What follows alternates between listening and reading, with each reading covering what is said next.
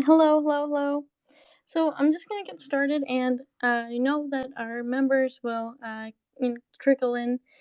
So this is our very first Twitter space for Community Kings, and the space today we're talking about onboarding versus community engagement because they're two very different things. So what we're doing today is we're gonna give you the different types of engagement, how to create an onboarding design for your community, and what the point of this space is it's going to be maybe a shorter space, but it's going to be packed with a lot of valuable information that you can take away and start using in your communities today. And if you are somebody that's developing a community or actively building one or is going to be building one, you can take these tools and information and put them to use right away. This isn't going to be a space where um, you don't get something out of it, guaranteed. So I believe if you like, I invite everybody to onto the stage to speak, be a part of the conversation, share their opinion, and ask questions. I have invited you, but feel free if you don't want to, you don't have to. Hey Daniel, how are you? I'm so glad to see you here. Oh my god, I'm so excited that you're here. Yeah, Kali, how you doing? Daniel's Glad to in be here too. the house. How you doing? Good, good. I'm so happy that you're here and to chat with us today. And hello, Yeah. Liam of Things. Nice to see you. Yeah. Hi, Kali. Hi, everyone. Hey, hey. So this is a pretty epic moment because this is our first space for Community Kings Yeah, and monumental space. So today we're talking about onboarding versus engagement. So in our Community Kings Discord, we have a channel. We had some topic channels, and one of the things I was noticing was that when people were kind of talking about engagement, they were actually talking about onboarding, and when they're talking about onboarding, they're actually talking about engagement. So first of all, let's go over engagement because I feel like there's different levels of engagement, and I'd love to get your opinion and feedback on this and everything. So, to me, when I see engagement, what most people look for when they have a community or what the stakeholders, if you're working as a community manager, those people are going to be looking for telltale signs that the community is growing, the community is active because they need that data in order to, you know, um, justify maybe having a community and or be able to get funding for their project. So that's kind of why engagement metrics at times are really pushed coming from the top, maybe from the marketing team or from the founders or stakeholders. But in general, engagement, it has two types for me. One, there's support. So people could be coming into your community and maybe all that they're really needing or the reason that they're engaging is for support. So they might be saying, hey, I have a question and you have the answer. Or hey, I need help with this tool, right? And depending on the type of community that you have. And you're there as a community manager or the other community members are there and they can offer feedback and help that person to use that tool. So that's kind of like a very base level type of engagement. Then there's also, of course, like people attending spaces. This is when it gets people get more engaged, and I would kind of see that as like if you're talking about it on the levels from like 1 to 10, we're getting closer. So support is a very crucial form of engagement, and it's a step above maybe just people coming in and saying GM, right? GM, that's positive because you know that they're checking in with the community and that they're there and they care enough to say hello. But a step up from that would be support, and then and step up from that would even be people attending spaces and getting engaged. And I think that the highest level of engagement is really when other members come in, they help the members around them, they become ambassadors, and then they even start to host Twitter spaces or host events within the community themselves, or they participate in those spaces themselves. So that's kind of what I see as engagement. right? People being active. And there's a lot of Discord communities that might be very active, right? Maybe they have like a lot of members. And sometimes it's really hard to make connections in those spaces just because there's so much people. So again, within that, there's different layers. Do you want quick engagement or do you want quality engagement? A way to engage in a quality space would be like, how do we actually bring people together in order to have these shared experiences where they can maybe interact with people one on one and create real relationships, or they interact with people in a group setting and create real relationships as opposed to just posting a message in a Discord and it getting lost because 100 other people have just posted in the same channel and now nobody's actually engaging. They're just like, the messages are just flying by. So even within engagement, there's different levels of, I would say, quality engagement. And a way to do that is to make sure that when you're creating your events and bringing people together for these shared experiences, whether it is Twitter spaces or a Discord audio space or even like a connection space via Zoom or an in real life experience, is to set 3 metrics. So you want to have enough time for people to voice their own opinions. One, where members can actually share what they would like to share. You want to have enough space in order for them to feel like they're being heard. So we need people to be actively listening at the same time. And then we want to provide feedback from what they said. So basically, coming down to like, what is a basic human connection or basic human conversation? How are we facilitating that? And then as we move forward with our events, a lot of times what happens is people will have just meetings and the meetings will go all over the place, right? But there's no structure. So you want to take people on a journey or like lead them on a human experience. Tell them why they are attending this space, what they'll get out of it at the end, and as you're interacting, make sure that you deliver on, the value of what you said this space is for. Otherwise, a lot of the time, it just is random, and random hangouts are fun. But when you're in the beginning stages of building a community, you really want it to be value based, or at least that's my opinion. So I'd love to open it up to anybody that wants to share. I'm inviting people to share and speak. I'd love to hear what you think is engagement and how you kind of see engagement working in your communities or how you'd like to see them. And maybe any thoughts on what I shared about levels of engagement or quality engagement. Carly, can you go over the question again so that I can? Sure. So Um, when I say like community engagement, what do you think of? What do you think is actually community engagement? okay. One of the things I think, one of the thoughts I have in my head while you were talking about community engagement, despite anyone's opinion, I think one of the things that brings people together is the personal stories.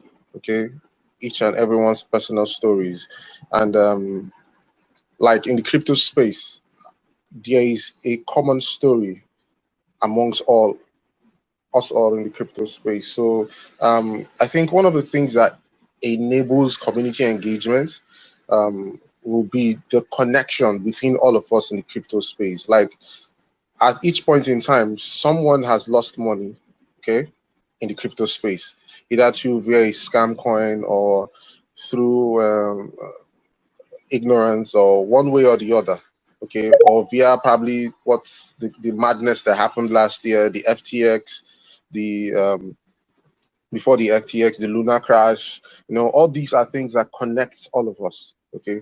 And one other thing that connects people also for community engagement is also the idea of tokenomics. So if we all have our personal stories for different kind of communities, and we are able to share our personal stories, then it brings people begin to connect with each other based on the stories and based on what they can relate with in that community, and rather based on the story this other person is telling, or whoever is telling whoever is sharing his stories is trying to communicate across. So for me, community engagement, yes, you said it's at various levels, but we for me, it's still growing, and I believe storytelling is one of the greatest form of having a strong community and having a strong community engagement that can last longer than any other community. I think that we want to based on, okay, let's just see how it can be like. But there's another thing that I've also observed in the crypto communities. There's no room for the individuals or the community members to share their own stories. So it becomes a factor. It's instead the project shares its own story. Then people start to relate with that story based on the marketing from the marketing team. They try to want to, connect with it. I really don't think it should be that way. Rather, let the project try to get the people, the community members, share their own story, then or the project should be able to have a universal storyline that everyone should be able to connect. That is, take advantage of the issues happening in the Web3 space or in the crypto space and be able to connect with everyone. So, like you said, community engagement is at different levels, it's at different strata. So the space is still growing. We're all still growing, and I believe if we can apply more of listening to people's personal stories or getting people to drop their own personal stories or their own journeys, and it will really help for also credibility and transparency in that community. So that's what I think I said I should add to what you just said. I love that. I love that. I think that is such an important thing. Like you said, I think the community story itself is important in order to like tell people what is this community about and why should you actually care about it first. And then thinking about, well, what is this community actually bringing to the people. So for a just quickly example, like Community Kings, we help people to build communities, right? That's what we do. We want to give you all the resources that you need in order to do that. But like you said, maybe a next step would be like, what communities are you building and why does it matter, or why do you want to be a community builder or manager? And what speaks to community in the heart of you uh, would be really important, because a lot of people, I think, come to community management for many different reasons, but at the heart, I think that I don't think it matters whether you're extroverted or introverted. I'm an introvert, believe it or not, and I love community building. And so I think that really it's about, do you care about helping people in some way, shape, or form, and bringing them together, and that's what really matters. So I have this chart in front of me that I will share later after the end of this chat, and you guys can check it out. But it shows the commitment curve of a community. And I first learned this in the book, The Business of Belonging. And this is kind of like how I view now, ever since I've read that book, the different levels of engagement in a community. And so I'll quickly just share with you the different levels. So it starts with engagement on social media, right? Where maybe you have like your community's social media page on Twitter or LinkedIn or wherever it is, and you're posting content there, and somebody likes a post and maybe they leave a little comment, right? That's their first time that they've ever engaged with your community in some way, kind of, because they're posting on your social media channel. So you're on their radar. Then maybe after that, like a week later, they see, oh, these people are hosting a Twitter space. So they start to participate in the Twitter space. And from your Twitter space, then they become a newsletter subscriber. And now every week they get your newsletter in their email inbox, and they start reading it and they're like, oh, okay, this is interesting. These people are kind of doing something cool. And they start reading an article. And now after that, maybe it's taken them 3 weeks. They've been in your community ecosystem, but they haven't actually joined your community hub. Now, suddenly, they're like, okay, I'm going to join their Discord. Now they're in your community hub, and now they start engaging even more. Here's the point where I think most people talk about community, but community building actually starts way before somebody joins your Discord or your circle group or wherever, right?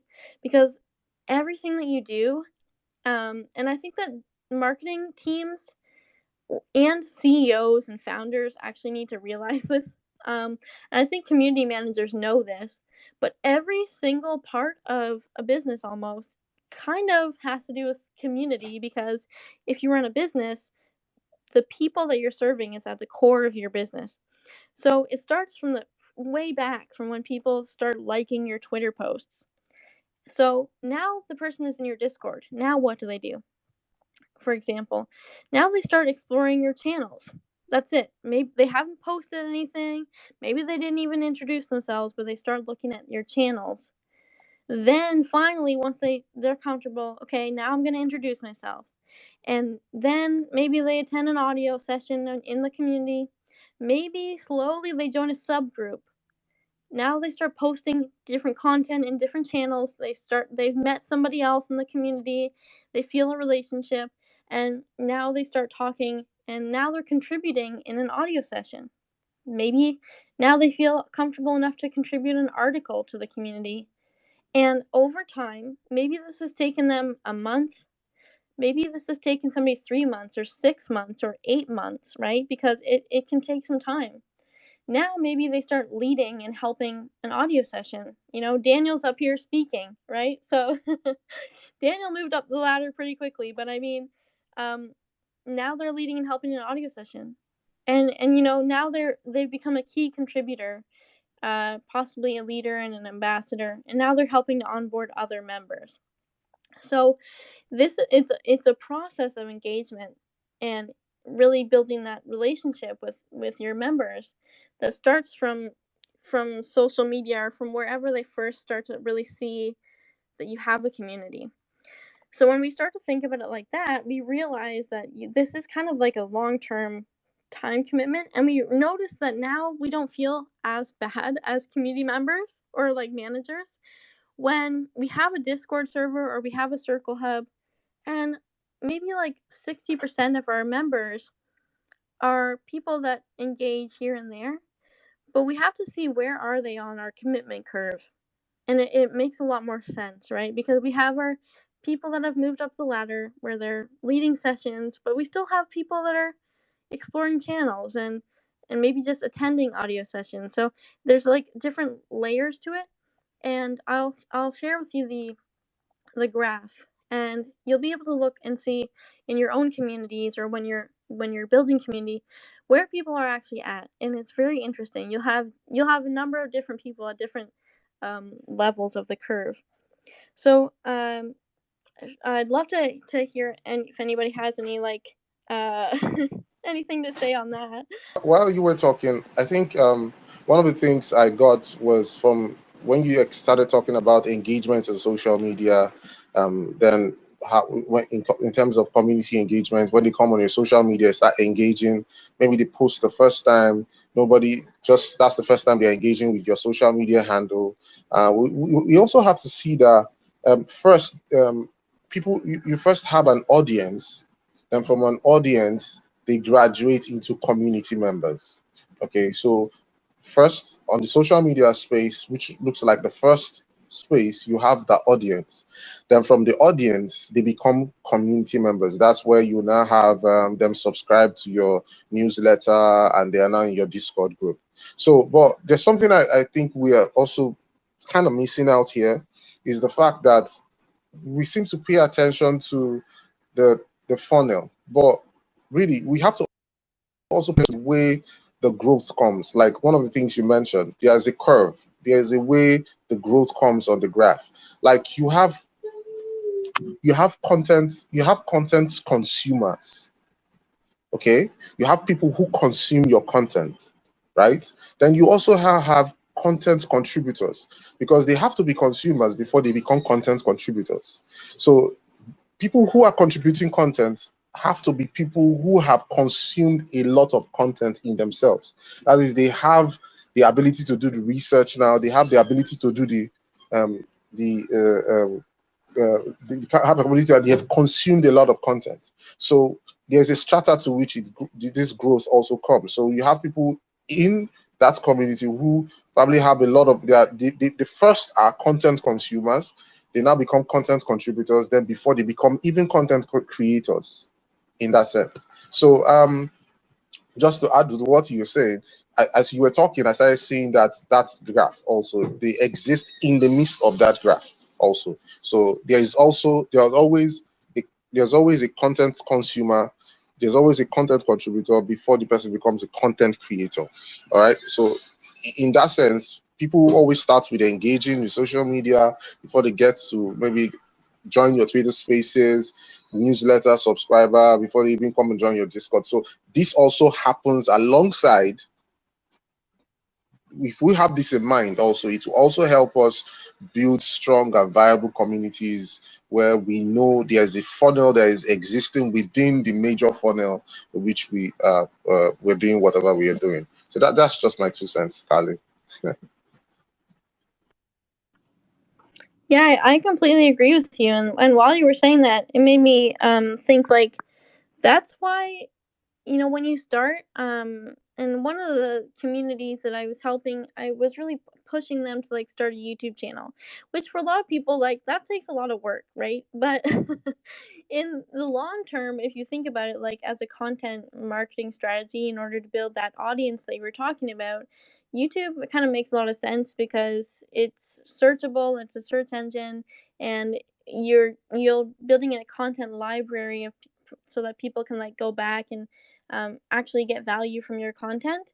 And then that's why people always say don't neglect the people that comment on your stuff, because those commenters, in a weird way, like how much do you comment on stuff? Like maybe on Twitter, I'm more active, so I'll comment on stuff. On YouTube videos, unless I'm really interested, I kind of don't comment, but that's just me. But I'm wondering, like, how often do other people comment? For me, not that much. So when somebody actually takes the time to comment back, because that is a person that's taking a step and will probably get into that like curve and become a community member. Yeah. And Liam of Things said, the more you write, the better you become. Oh, the more you read, the more you have to write about, and the more you write, the better you become. I think that's true for like the creators in our communities. So we kind of covered engagement. Now the flip side of this was onboarding. In our Discord, we have in Community Kings, we try to post resources and things for people to like build their communities, right? And we had a topic channel on onboarding, and I noticed that a lot of people that were posting in that channel were actually talking about engagement. And onboarding is something a bit different. So it was the idea behind this space. So we kind of covered what is engagement. It's people becoming engaged in your community, and like um, building a relationship with with your community hub, and two, with real people within your community. And through that engagement, they're actually getting a need filled, whether that need is purely for connection, whether it is for support for a tool that they need help with, whether it is information of some kind. They are filling a need through being in your community. Now, onboarding actually happens when people are new to your community. So, what we just talked about, when somebody starts engaging with your social media and they then take the leap, right? Because sometimes it's a leap of faith. A leap of faith, and they join your community hub, wherever it is, Discord, Circle, wherever, Telegram, it could be. That it, this is the moment when they've just joined, so they're new. And think about it like back when you were in school. When you first went to school, when you were graduating, maybe from like kindergarten, moved on up, and then you went to high school. The first year of high school, or that very first day of high school, you probably were a little bit scared, a little bit frightened. You didn't know what you were doing there. You didn't know how it all worked. You didn't know where your classroom was. It was really frightening. That's kind of what going into a new community is like. You don't know anybody who's there. You don't know how the space works yet. You don't know what any of these channels are. So onboarding is what helps these people to get acclimated into your community. And what you're really doing is you're saying, hey, this is the culture that we've built, and we're inviting you into this culture. And how that looks is helping people to get set up immediately. So you probably have seen it in many discords where they'll say start here, and they have a page that says welcome, and now here's what you do, here's everything that you need to know.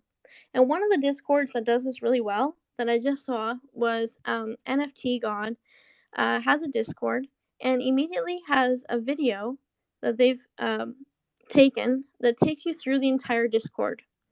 And it's very like, that's onboarding at its finest.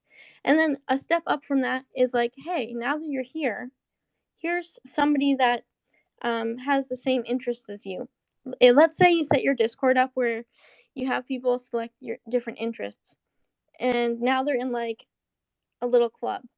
Well, now you're saying, okay, hey, welcome. I know Daniel has the same interests as you. Maybe you guys should connect and meet. So now they've met one other person in their community.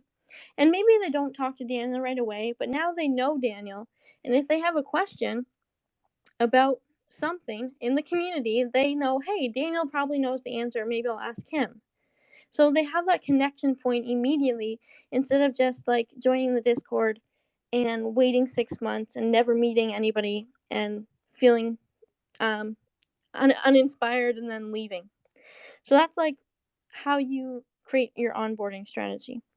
And then, so we have helping people to get set up, showing them around your community hub, introducing them to at least one other person, and then you can give them the tools that they need and maybe even a language that they need.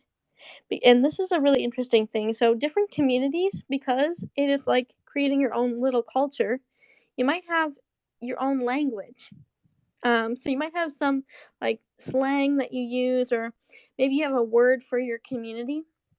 And Third Academy, we call our community members 30s, right? At Community Kings, we call everybody like kings, queens, or royals. So there's like 3 different things. It doesn't matter, but they're all kind of like royalty. It's just the theme that we have. But that's a piece of language that our community has adopted that a newcomer might not know anything about.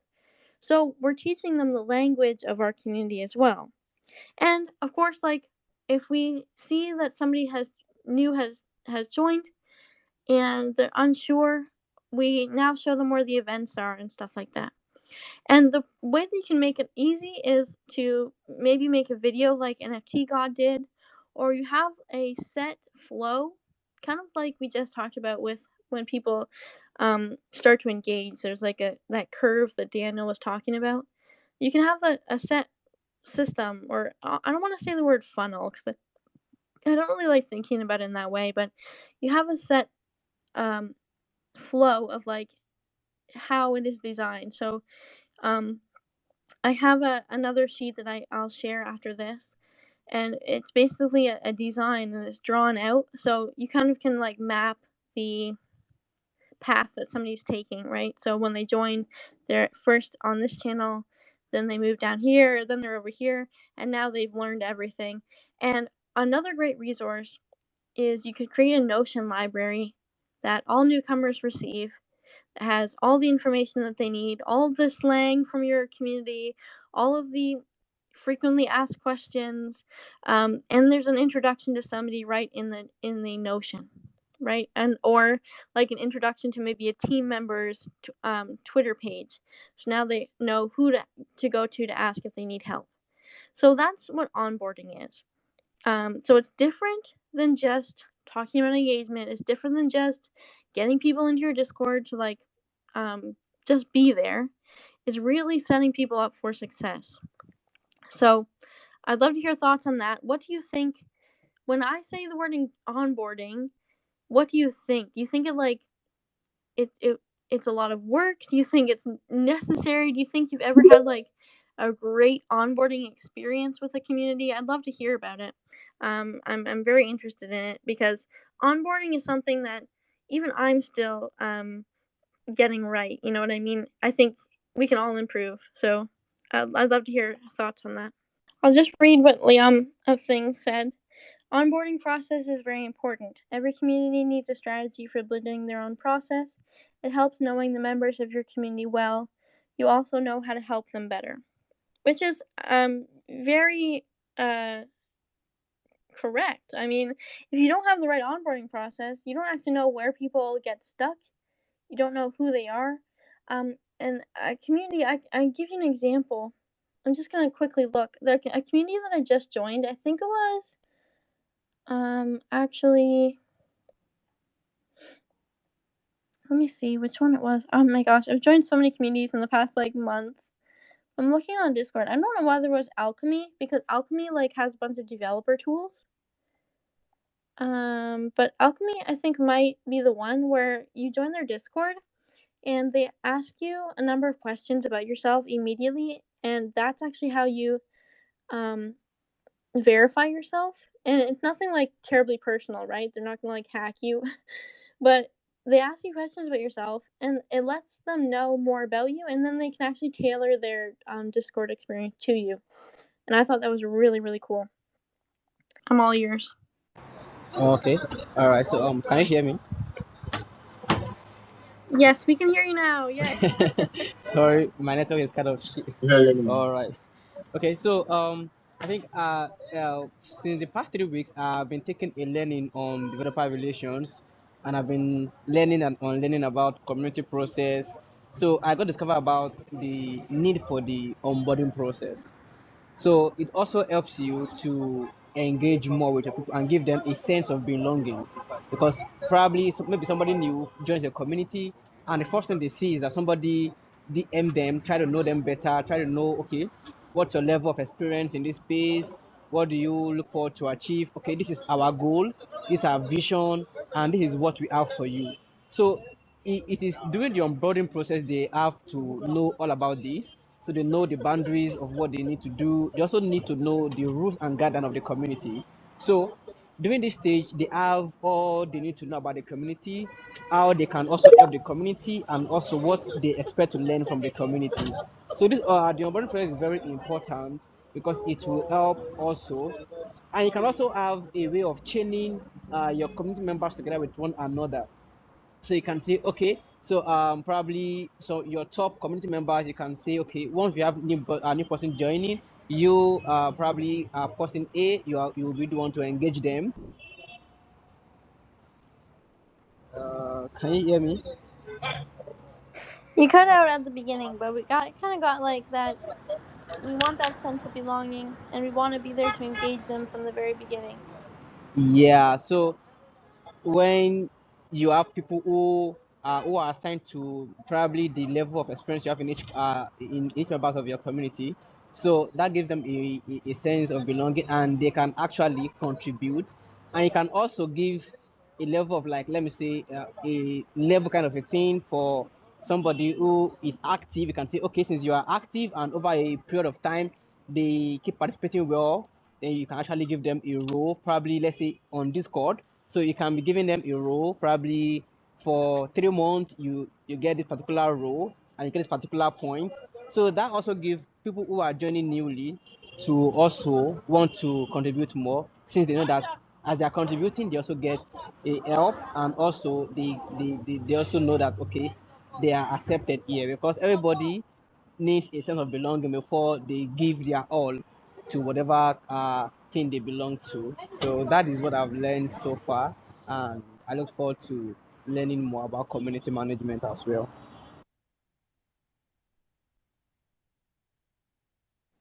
I love that. I love that tip that you shared, and I think that's one to highlight again, just so everybody kind of hears that, is utilizing the roles and kind of incentivizing people, right?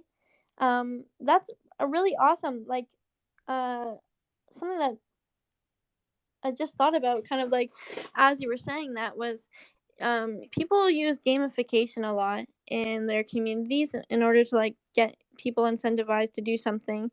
But at the end of that gamification, people usually go one of two ways. They either want bigger and bigger prizes, which can't always happen, or they feel like, okay, I've leveled up on the game, right? And now like there's nothing else to do. So then their level of engagement drops.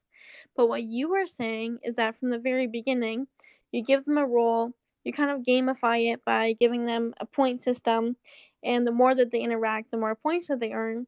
But I think that the key to that is like, okay, so now they're interacting, and now how do we actually allow them to, or get them to create real, meaningful connections within that community? Because if you think about the communities that you're a part of that you frequent the most, what's the reason for that? Is it because you are learning something actually valuable, so you show up?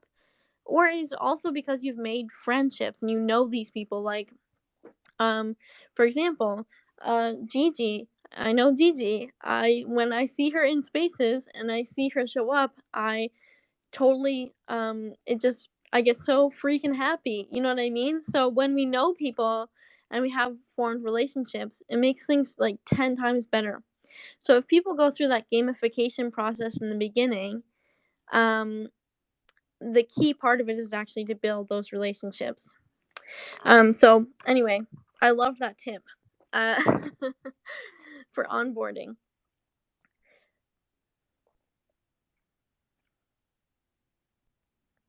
So one of the last things that I'll share for onboarding, and the difference between engagement and onboarding, and one of the things that really changed it for me was the fact that I started thinking about it in a different way from just engagement, where we want people to engage, yes, we want people to engage from the very beginning, yes, but sometimes that just doesn't happen. So onboarding, like I said, to me, I think about it like when people start on their first day of school, or if they start something new, and really, you don't want to overwhelm people with all the amount of information that you're giving them, but you want to make sure that they're set up to have everything that they need. And usually, what do people need? First, they need to know, okay, in this hub, where am I going? What am I doing? What are the different channels for? That's a guaranteed. But now they also need to know, okay, what actually happens in this community? So, in your onboarding process, you'll also need to tell them, when is the community events? What type of events do you normally host? And how can they interact in these events? How can they participate? You want to invite them to do that from the very beginning, but you also want to make sure that it's up to them. It's their choice if they want to engage in the community events or not. Further from there, you want to let them know basically, like, if they've joined and it's an educational community, well, how do they learn? Are they going to learn through your live spaces? Are they learning through live Zoom chats with you? Or are they learning through a structured system of like YouTube videos, or maybe you're doing a live cohort or something? You're going to want to give them that information. And then finally, like I said, I think that one of the best things to do is to invite them to meet other members. So you can do that by hosting spaces like this and actually getting people to engage and talk and share their stories, like Daniel said, or invite them to meet somebody one on one that has shown that they're a contributing member and that they're going to be positive to like help onboarding people into the space. So an onboarding package is a beautiful thing to give them. And like I said, I might do that in Notion, set up a Notion onboarding package. But you can also do that through your website. If you have a landing page on your website that shares everything that they need to know, or if you've recorded a video, maybe you use a tool like Loom to record a welcome video. There's so many different ways that you can do it, but having that seamless process makes it a lot easier. And one last tip I will share is a lot of the best onboarding processes that I have found also incorporate like an email sequence. You can't do this for every single community. So on Discord, people will join your community, and unless you have it set up to where they're also putting their email in to something uh, when they're joining, you don't really have a way to collect their email automatically. But if people are joining your Discord or community hub, and from there, they're also signing up to different classes and courses, or they are signing up for different events, that's when you can start an email sequence that lets them feel like they're getting everything that they need, they have all the resources that they need, and you're welcoming them into your events. And from there, if you're collecting people's emails in your community for a newsletter or anything like that, now you can send them maybe a weekly email that has all the information that they need for your community events straight to their inbox. That way they know what is happening, and maybe there's a link to the Google Calendar that allows them to sync the community calendar with their own Google Calendar. And you can do that for basically everything. And I think that on some level, onboarding is just about very strong communication. So, Daniel, you've been quiet for a bit. Do you have anything that you'd like to share on onboarding? Because I've loved everything else you've said today, and I invite anybody else to come up and share if they have some tips on onboarding. Mhm. Yeah, for me, onboarding is I really I would say for onboarding, it has to do with the communication, like you rightly said, communication, strong communication, very good communication.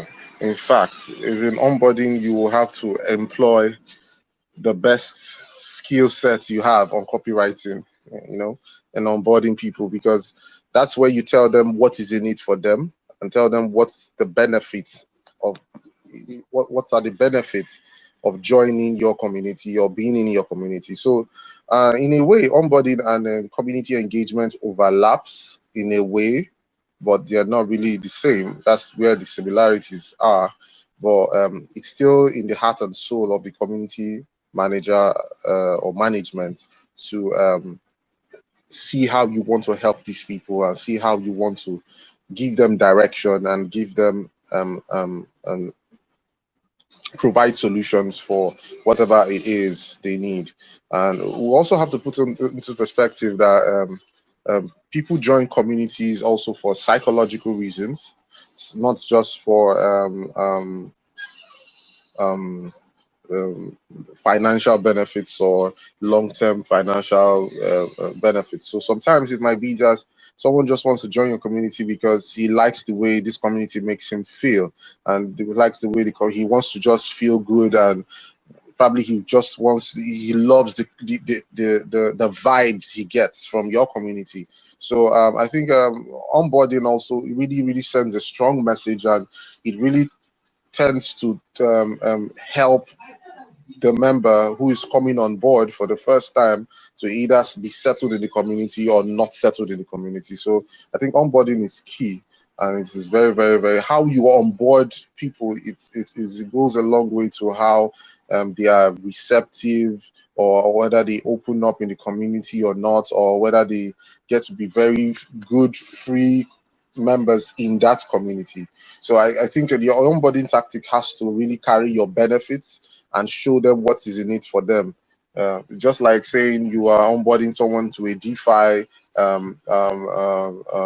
project, the person has to see what is in it for him or her. You have to break things down. No much. You have to take away um, the the the ambiguity of words used or technicalities. You have to take them away. That's where you make it very simple, simplify it to the barest minimum, and make the person feel welcome to your community. So the person starts to feel like, okay, I'm here to be helped, I'm here to get direction. And when you onboard people to your community, they should feel like, okay, much better like than they came in. They should feel much more equipped than they came in. So it is very essential. Onboarding is a key component of building communities, and really having it should be hard. Most projects should have good onboarding systems, because this helps people really come on board and really finally engage in the community. Yeah. I knew you would have something awesome to share. I love that you said that people come in and onboarding should help them feel better than when they came in. That's like, man, if you got anything out of this space, that should be like a key takeaway. That's like, that was some gold, Daniel. Put your crown on. Like Kali, come on. Daniel's a king. Daniel's a king. Community Oh king. god. No.